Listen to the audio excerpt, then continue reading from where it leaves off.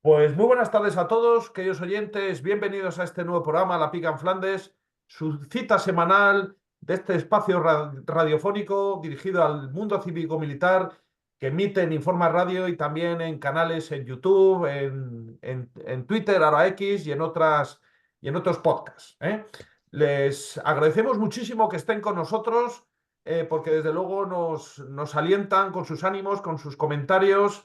Y desde luego el compromiso de este equipo que lleva ya años en antena es seguir dando criterio y opinión para que, digamos, el mundo cívico-militar español esté correctamente vertebrado y tenga al menos este espacio de expresión. Tenemos, como siempre, queridos oyentes, un plantel de lujo, una mesa de debate, digamos, de personalidades del mundo cívico-militar que han ocupado altísimos puestos en el ejército y desde luego eso nos honra y enriquece desde luego los temas, los comentarios y también nos permite estar en contacto y al día de lo que está sucediendo de una forma acelerada en los últimos años, con infinidad de conflictos y es importante que desde luego nosotros, aunque a la ministra no le guste, pues que los veteranos tengan opinión, correctamente expresada, educadamente expresada y que sabemos que el pueblo español lo sabe apreciar. Bueno, tenemos con nosotros, como digo, primerísimos espadas. Está con nosotros el teniente general don Emilio Pérez Alemán. Muy buenas tardes, mi teniente general. Hola, buenas tardes. Buenas tardes. Tenemos con nosotros también al general don Juan Cifuentes. Muy buenas tardes, mi general. Buenas tardes, Guillermo, mi general, a la orden. Buenas tardes a todos. Buenas tardes. Está también con nosotros nuestro editor, el general don Salvador Fontella. Muy buenas tardes, mi general. Buenas tardes. Muy buenas tardes, mi general. Y también nuestro historiador de cabecera, don Fernando Platón. Muy buenas tardes, don Fernando. Buenas tardes también. Muy bien. Y el que les habla, Guillermo Rocafort, veterano del Tercio Gran Capitán y también legionario caballero paracaidista almogávar de honor. Tengo un título el más largo de todos. Extensión. Es difícil aprendérselo, pero bueno, ahí lo llevo a gala. Mi general Practica, ya verás. y lo practico. Bueno, pues estamos entrando, como siempre hacemos en las efemérides, que nos hace de una forma magistral y además se lo agradecemos el tiempo que le dedica a conformar, como hacemos en todos nuestros programas, la memoria histórica democrática, como quieran llamarla, del mundo cívico-militar, que es lo que realmente nos importa. O sea, la historia que para nosotros cuenta, no la que viene en los libros de la eso, ni lo que viene en la sexta, ¿no? Eso no. Lo que nos mola a los de veteranos de las Fuerzas Armadas es lo que nos dice el coronel Salafranca, el presidente de la Hermandad de Antiguos Caballeros Legionarios, al cual le enviamos desde aquí un legionario saludo. Fechas importantes de esta semana: el 17 de enero del año 1600, nacimiento de Pedro Calderón de la Barca, un figura, un fenómeno, un soldado de la patria y un grandísimo escritor. Otra fecha importante es el 16 de enero del año 1906, conferencia de Algeciras, por la cual se llevó a cabo, bueno, lo que es el reparto, vamos a decir, de África, entre las potencias europeas. Fecha importante, como no puede ser de otra manera, la relacionada con Radio Nacional de España, donde, bueno, pues ahí está el general Millán Astray, en el que aunque no llegó a emitir, ni tampoco fue nombrado en el BOE de la España Nacional, pero bueno, la tradición, e incluso hasta la propia Radio Nacional, dice que es el fundador, pero bueno, en fin, a los legionarios no nos importa compartir el fundador con Radio Nacional. Nosotros lo llevamos muy a gala, ellos de momento lo callan. Pero bueno, queda esa fecha, el 19 de enero del año 1937, como fundación de Radio Nacional de España, una radio importantísima, la radio pública, aunque inmediatamente a continuación se le encargó, ya eso se dedicó ya a full time, como dicen los british, al 100%, a la creación del Cuerpo Mutilado por la Patria. Por tanto, no sabemos si este es un cargo honorífico, de qué tipo. Bueno, aquí los historiadores tienen mucho que todavía que trabajar, ¿no? Y finalmente, otra fecha importante, el 31, el 21 del año 1989, sobre la Guerra Civil, el jefe del Estado Mayor Central del Ejército Popular le comunica al presidente del Frente Popular, Negrín, que ya no hay frente, que ya han perdido, que ya han sido derrotados.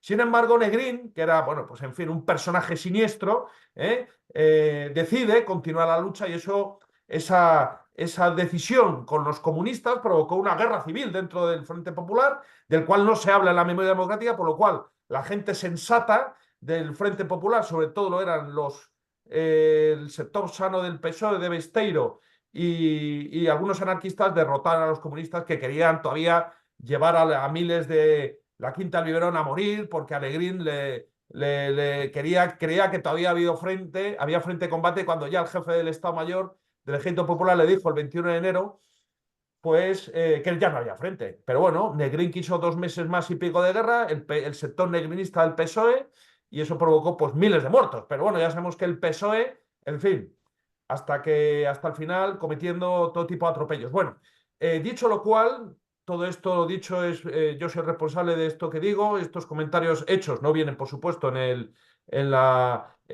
digamos, en la referencia historiográfica que hace con Salafranca, son comentarios míos y de luego pues, soy responsable de los mismos. Y cedo la palabra al general don Juan Cifuentes, que quiere hacer una referencia a un luctuoso suceso que ha sucedido hace unos días y que de luego nos tiene a todos bastante preocupados. Adelante, mi general, por favor. Sí, sí, Guillermo, yo creo que recojo el sentir de toda la mesa.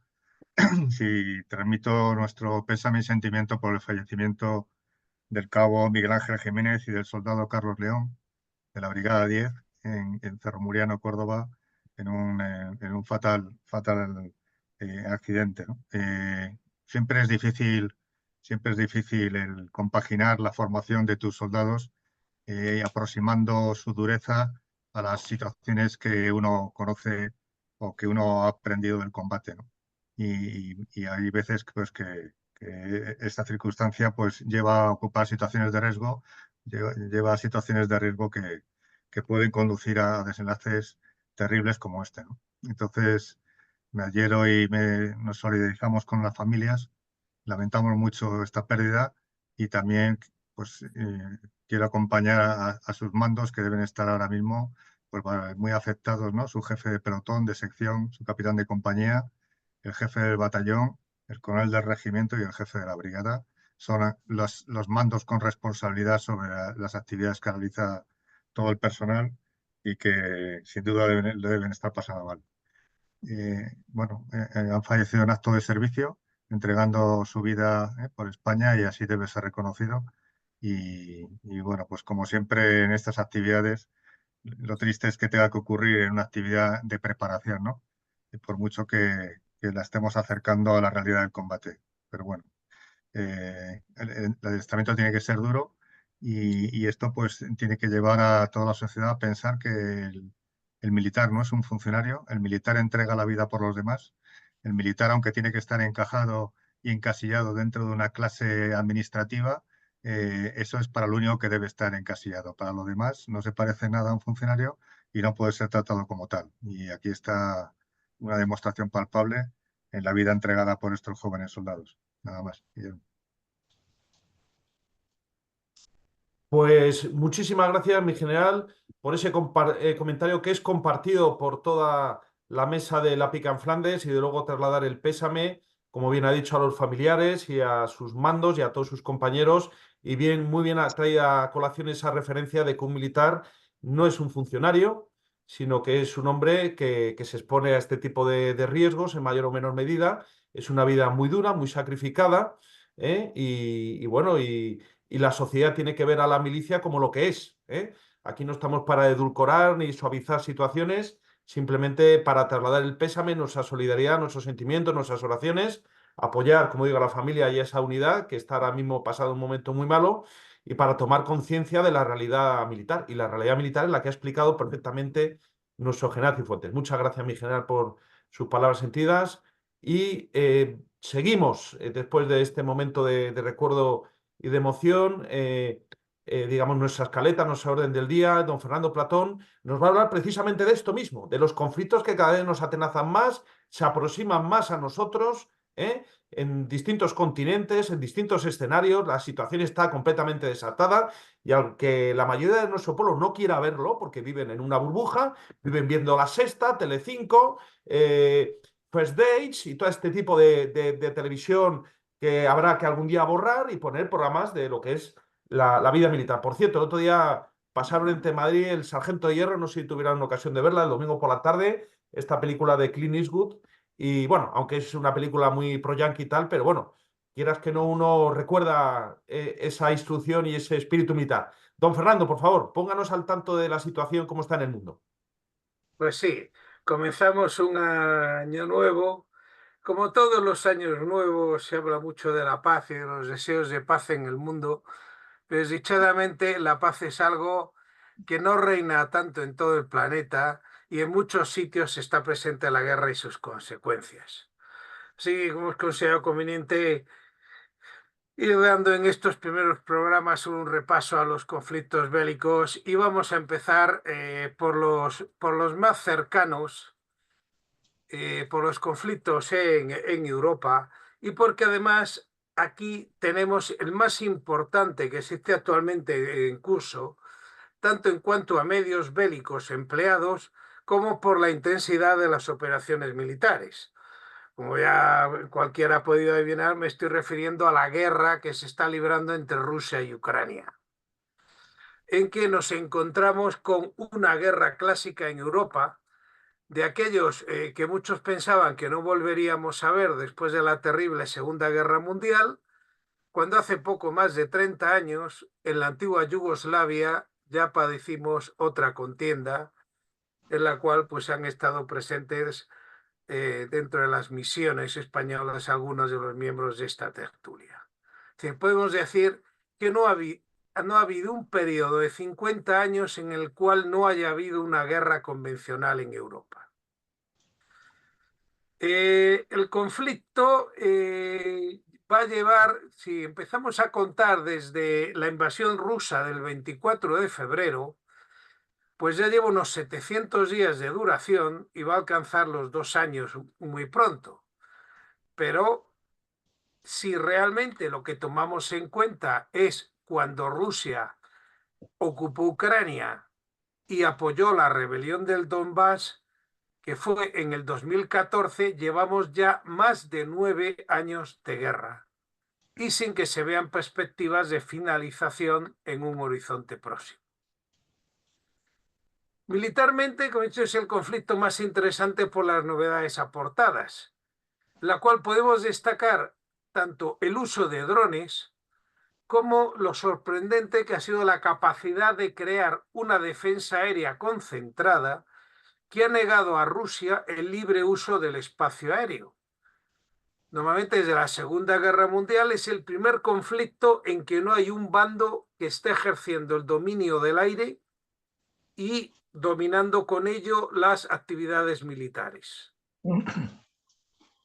Asimismo, también tenemos que destacar que el dominio del espacio niega la capacidad de sorpresa, la cantidad de satélites en observación. También, si tenemos en cuenta el espacio radioeléctrico, la capacidad de vigilancia de emisiones y de señales, pues han hecho que la sorpresa haya desaparecido en gran medida de la guerra. Y estas novedades han hecho que haya vuelto a primar la defensiva sobre la ofensiva, lo cual ha llevado a que la guerra ha tomado un aspecto y conducción muy parecido a lo que fue la Primera Guerra Mundial, con el retorno de las trincheras, las líneas defensivas y los costosos y sangrientos ataques para avanzar metros. Si tomamos en cuenta la dimensión humana del conflicto, debemos considerar tanto las bajas producidas en los combates, muy difíciles de evaluar, por las altas discrepancias entre las cifras aportadas por los distintos bandos, pero que sin duda suponen varios centenares de miles, más o menos podemos estimar. Muy probablemente más de un centenar de miles de muertos, y los muertos en el frente, por hacer una comparativa, habrán superado ya la cifra de muertos en la Guerra Civil Española del 36-39. A ello debemos considerar también el drama de los desplazados, con más de 3,5 millones de ucranianos que han huido al exterior, de los cuales destacan 1 millón en Alemania y otro en Polonia. España ocupa el primer puesto en número de refugiados con unos 186.000. Ya hemos hablado mucho de este conflicto, de muchas de sus facetas militares y bueno, pues no quería alargarme más con él y no sé si alguno de mis compañeros de la tertulia quiere hacer algún comentario sobre este conflicto. Yo solamente quisiera repetir otra vez más, como lo he hecho en otras ocasiones, que este es un conflicto que se escapa, el teatro de operaciones está en Ucrania, pero se escapa absolutamente de la voluntad ucraniana. Es un conflicto que va más allá de la geoeconomía y la geopolítica. Hay una geoestrategia por parte de Estados Unidos y de Rusia, y que el teatro de operaciones pues están sufriéndolo los ucranianos, con una postura de la Unión Europea muy poco decidida, en un principio con las sanciones a Rusia, con los apoyos casi incondicionales a Ucrania, y que poco a poco una y otra pues han ido desvaneciéndose, y entonces lo que tenemos ahí es un statu quo desde antes de la llamada operación especial y de ocupación de Rusia, después de lo que ya has comentado del año 14, de la ocupación de Crimea y demás, y ahí se han quedado parados sin capacidad de los ucranianos nada más que de resistir, y resistir con mucha dificultad. Hemos visto que llevan un año y pico de contraofensiva y han avanzado prácticamente 2 metros por día, y la capacidad que tiene Rusia en comparación para aguantar todo este tiempo. Mientras tanto, en Estados Unidos ya les han cortado el grifo. Europa también está retrasándose en los suministros bélicos a Ucrania, y ahora mismo tenemos en la conferencia que hay en Davos, está Zelensky, pues una vez más mendigando para ver que le echen una mano. Al final eso va a acabar como quieran los demás y no los ucranianos, que son los que han puesto cientos de miles de muertos y una nación prácticamente destruida. Se escapa de lo que es en sí una confrontación entre dos naciones soberanas y se va más allá y paga el pato el más pobre y el más débil, que es en este caso Ucrania. Sí, yo coincido con lo que dice el general y además no me creo que Estados Unidos y la ampliación de la OTAN hacia el este no supieran que iba a provocar esta reacción de Rusia. No, pues es que no me lo creo. O sea, que seguramente estaba premeditado. Y esa ampliación, que Rusia lo considera una amenaza, pues provoca que se pague el pato a través de Ucrania, que ahora mismo es el colchón, el estado colchón que está sufriendo todo. ¿Y qué es lo que ocurre? Pues que encima de Europa pues tenía una dependencia energética tremenda de Rusia, sobre todo Alemania, y ahora pues al menos este conflicto creemos que va a servir para que Europa pues se desenganche de amigos indeseables y que sea autosuficiente energéticamente, porque está visto que como dependamos de otros a nuestro alrededor, pues cada vez que ocurra un conflicto nos las vamos a ver mal. Oyendo comentarios sobre el asunto, pues hablaban precisamente que Estados Unidos se ha metido en Oriente Medio precisamente para hacerse olvidar un poco en Ucrania, y que la salida de Ucrania va a ser casi más vergonzosa que la de Afganistán. Así que, pobres ucranianos. Mi general, muchísimas gracias, mi general. El general Fontella, ¿quiere aportar algo? No, sin comentario, está todo dicho. Yo, pues, si me permiten, antes de pasar al siguiente conflicto, simplemente aportar que en Estados Unidos han dicho que ya no van a dar más dinero de momento, efectivamente, con lo cual se cierra el grifo. Estamos en la entrada de un invierno que el año pasado fue muy suave, ya veremos este año. Y desde luego lo que sí puedo poner sobre la mesa es mis conocimientos de economía, y la economía rusa está disparada. O sea, realmente es de una robustez, pero en todos los sentidos. Y mira que ha sido atacada la bolsa, el rublo, las exportaciones, el BRICS. O sea, y en la Unión Europea ya estamos en recesión técnica, ¿eh? Y Estados Unidos, pues prácticamente igual. Con lo cual, Ucrania ha pagado el pato, ha cambiado la escenografía, la geopolítica, se ha metido en este lío Finlandia, que es un país que yo creo que el que más frontera tenía con Rusia y estaba totalmente desguarnecida porque tenía un tratado desde el año 45 por el cual Finlandia se declaraba neutral. ahora quieren que Suiza pierda su tradicional neutralidad, también Austria, o sea, en fin.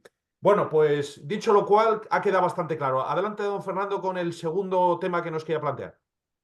Sí, si seguimos con los conflictos y siguiendo por los cercanos, pues en los límites entre Europa y Asia, al otro lado del Cáucaso, 2023 trajo importantes novedades en el conflicto del Nagorno-Karabaj entre Armenia y Azerbaiyán.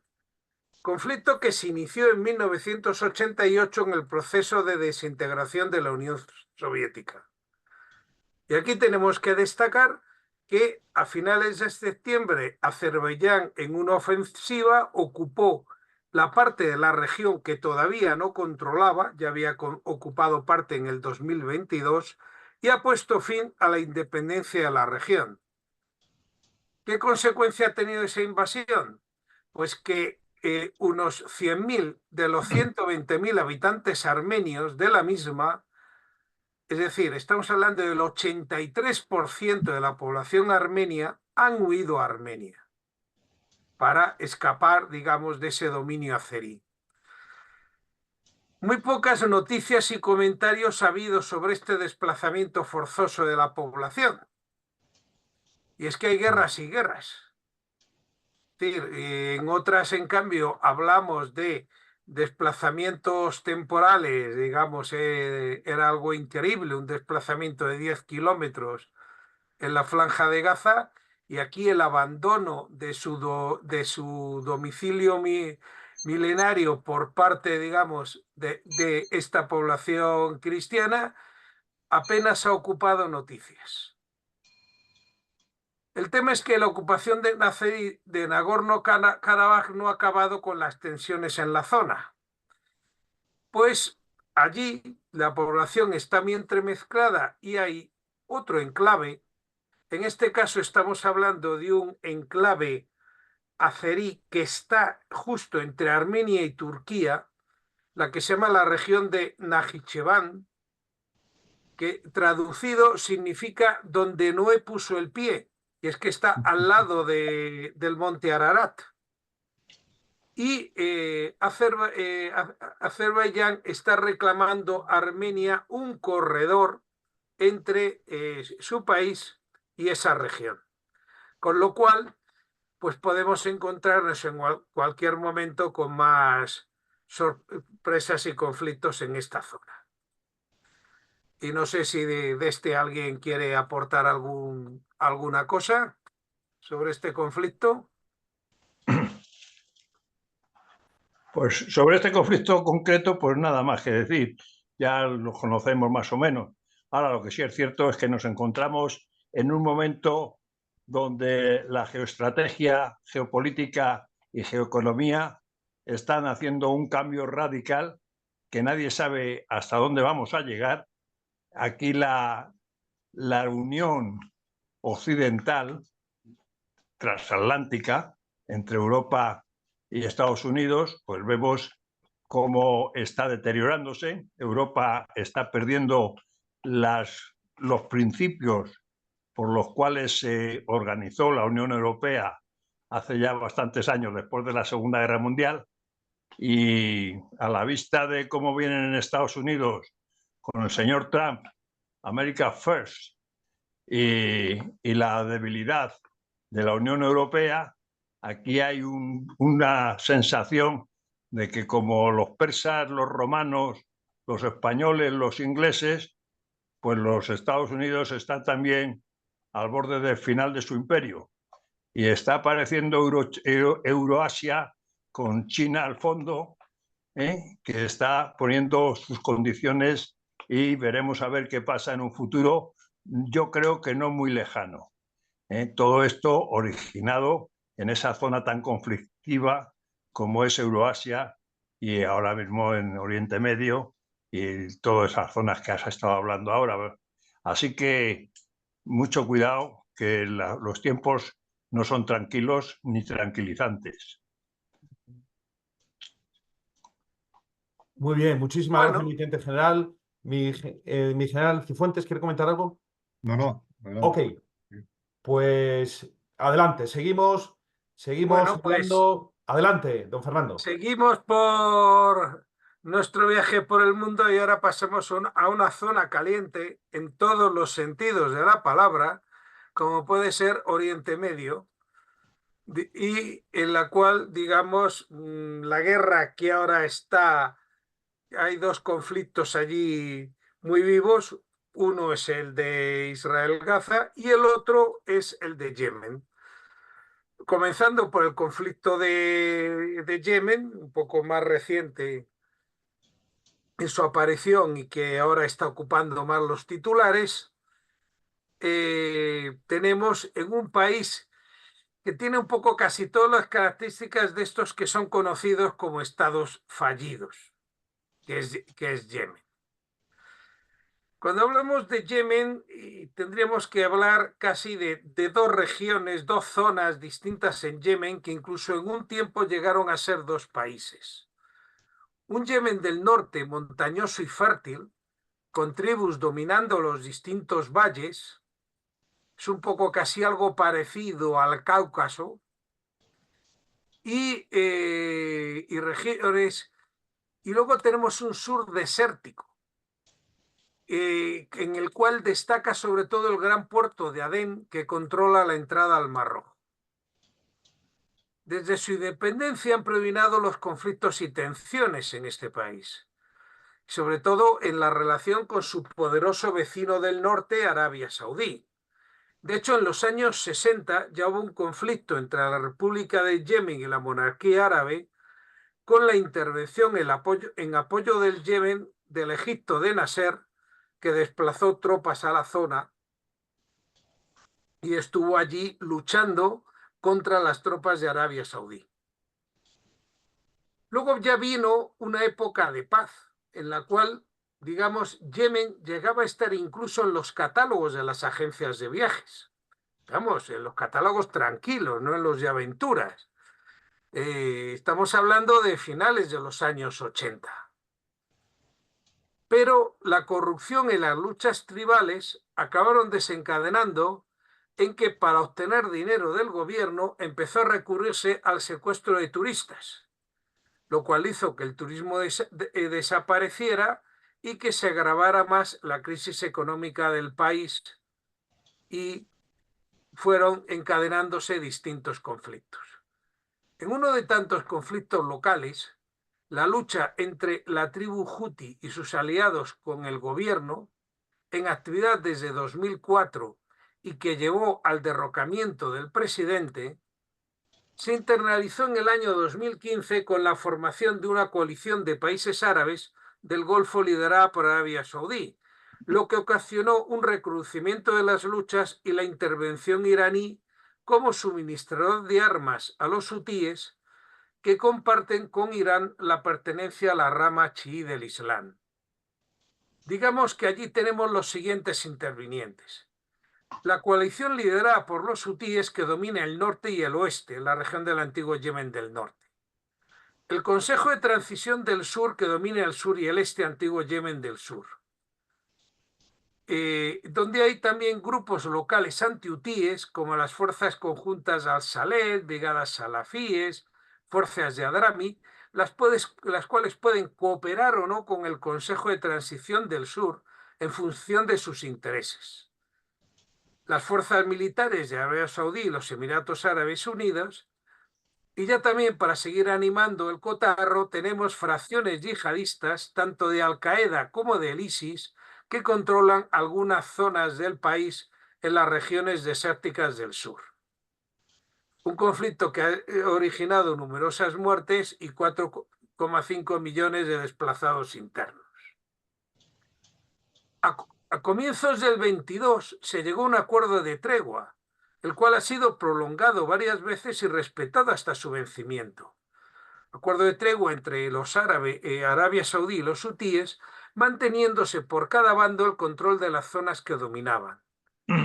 En marzo de 2023, el acuerdo entre Irán y Arabia Saudí, en que con la mediación china restablecieron las relaciones diplomáticas, cesó aún más las actividades militares y el comercio, digamos, de armas. lo cual, digamos, daba unas esperanzas a la zona. Pero recientemente, y tras la invasión israelí de Gaza, los hutíes, en agradecimiento por el apoyo iraní, han emprendido una campaña de ataque a la navegación en el Mar Rojo, que de momento está afectando gravemente al tráfico de mercancías que se desvían a rodear en el canal de Suez. Y un poco sobre la situación actual de este conflicto, creo que el general Cifuentes tiene, digamos, una información más al día. Muchísimas Sí, no sé gracias, don Fernando. Tenemos un cómo andamos, cómo andamos en tiempo. 4 minutos y medio, pero luego en la segunda parte, mi general, no se preocupe que usted puede continuar. Adelante, Pues mi general. empezaríamos entonces en la segunda parte, porque quería poner también un mapa Pues entonces hacemos un eso. punto de Acabamos situación ahora mismo. un punto de Perfecto, situación de lo que está ocurriendo, pero vamos, perfecto. para terminar Hacemos el tiempo. eso.